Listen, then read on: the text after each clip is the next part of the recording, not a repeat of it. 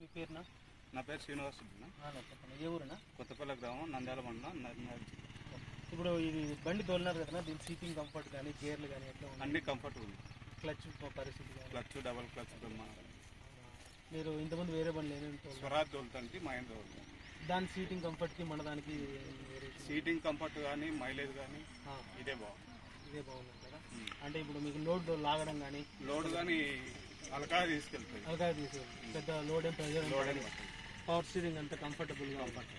మీకు ఇప్పుడు 500 గంటలు ఆయిల్ చేంజ్ ఉంది. ఇంతకుముందు బండికి ఎంత ఉంది? అది 750 అట్లా. తర్వాత ఆయిల్ చేంజ్ మా దాంట్లో 500 గంటలకు ఉంది. స్వరాజు అవన్నీ తోలినారు కదా, దాంట్లోకి ఎంత? తోలినాం కానీ అది ఐడియా లేదు. 250 గంటలు కనిపిస్తారు.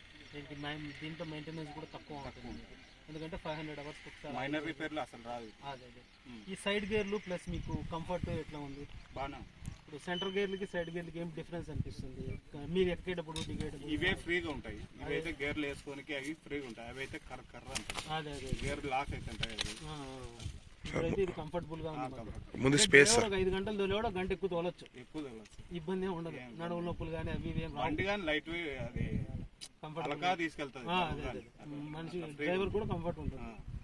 Okay, thank you.